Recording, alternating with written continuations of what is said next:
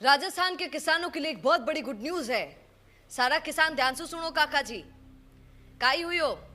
हमारे जितने भी किसान हैं उनके लिए सरकार एक योजना लेकर आई है, एक मुश्त समाधान योजना, जिसके तहत आपका जो मूल कर्ज है वो आपको चुकाना रहेगा, ब्याज से आपको मुक्ति मिल जाएगी। क्या गजब की योजना है। आप देखिएगा, ध्यान से सुन लीजिए।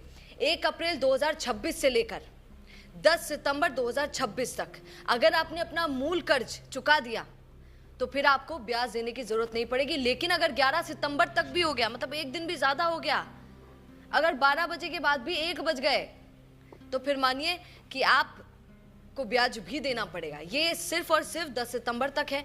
अब यहाँ पर इसकी बड़ी तारीफें की जा रही है, की भी जानी चाहिए। योजना किसानों के लिए बहुत अच्छी है। किसान बड़ा खुश भी हो रहा है कि भाई साहब आपको ब्याज से तो मानो मुक्ति मिली, पर ब्याज से तो आपको मुक्ति मिली, पर क्या ये एक सही निर्णय है? इससे क्या किसान खुश हो जाएगा? किसान की जिंदगी भर की सारी समस्याएं खत्म हो जाएंगी?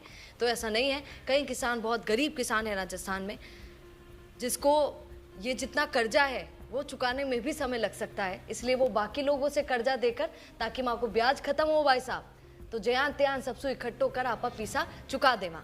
ऐसे भी कई किसान हैं जो इस तरीके से उधारी करके भी 10 तारीख तक अपना पैसा चुका देंगे। खैर, पर योजना उन लोगों के लिए अच्छी है जो चुका सकते हैं और अपना ब्याज से मुक्ति पा सकते हैं।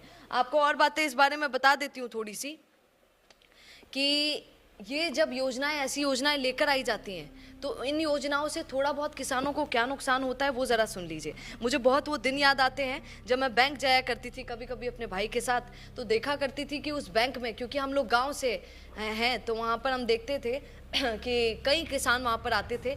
बूढ़े होते हैं किसान, पगड़ी वगड़ी बांध के, सफ़ेद वफेद कुर्ता धोती पहनकर बेचारे आते थे, खेतों से ही निकल के काम करके आते थे। मैं देखती थी उनके पैरों में भी मिट्टी लगी होती थी, हाथों में भी, और वो गरीब किसान मिन्नत करता था बैंकों वालों से। उसको समझ भी नहीं आता था, अंगूठा लगाते हैं ना, पढ़े लिखे इतने हैं नहीं हमारे यहाँ के किसान, तो किसी को भी दुख हो जाए उनको देख के कि बैंकों में उनको चक्कर लगवाए जाते थे, बहुत मुश्किल से उनको लोन दिया जाता था।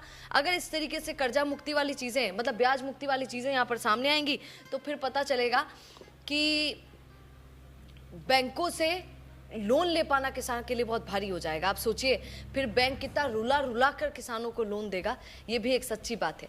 हालांकि आज मैं आपको गुड न्यूज़ भी दे रही हूँ, पर इसी गुड न्यूज़ के पीछे कितनी बैड न्यूज़ भी हैं वो भी मेरा कर्तव्य है कि मैं आप तक पहुँचा दूँ, किसानों तक पहुँचा दूँ। एक किसान को सबसे सच्ची चीज़ क्या चाहिए होती है? बाजार मूल्य उसका अच्छा हो, ये उसे चीज़ चाहिए। तब देखिए आपको फिर कर्जा मुक्ति की ज़रूरत ही नहीं पड़ेगी सर जी। फिर तो किसान ही इतना मजबूत हो जाएगा कि वो अपने ब्याज कर्ज सब चुका देगा, फिर उसको इतना लोड नहीं लेना पड़ेगा। मुझे याद आता है, देखिए मेरी भी किस्मत गजब की है। मैं कल ही ये बुक पढ़ रही थी, अग्निपथ नहीं जनपथ, ये सतीश पूनिया ने लिखी थी ये, और कल ही जब मैं पढ़ रही थी तभी किसान पर इसमें आया, तो मेरा मन किया कि अब आया है तो ऊपर वाले का साइन है, आप लोगों को बता भी दूंगी। यहाँ पर सतीश पूनिया लिखते हैं कि मैं मानता हूँ कि कर्ज माफ़ी एक स्थायी समाधान नहीं हो सकता। वो खुद ये बात कह रहे हैं, और उन्हीं की सरकार ने, हालांकि निर्णय अब क्या कहें किसानों के लिए ज़रूरी भी है। जब तक किसानों को उसकी फसल का मूल्य नहीं मिलेगा, जब तक खेती लाभ का सौदा नहीं बनेगी, जब तक बीमा की प्रक्रिया ईमानदारी से नहीं होगी, ये तो किरोड़ी लाल मीणा ही बोल दिए हैं। आपने देखा किस तरीके से उन्होंने ही खुलासा कर दिया।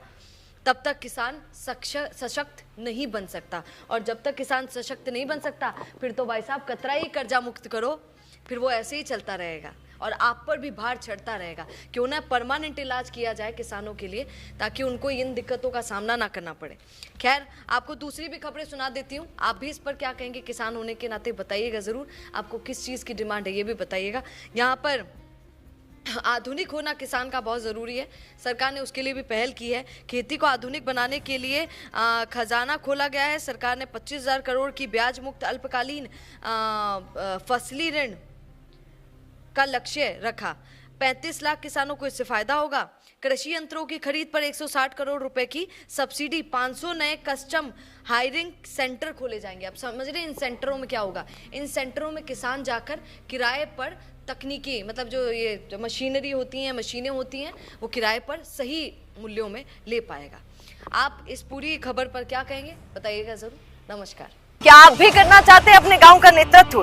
आपका अपने गांव के लिए विकास का विजन क्या है? पंचायत में आपके होने से बदल सकती है आपके गांव की तस्वीर। तो आज ही अपने गांव की बात कीजिए द फैक्ट इंडिया के साथ। व्हाट्सएप कीजिए इस नंबर पर।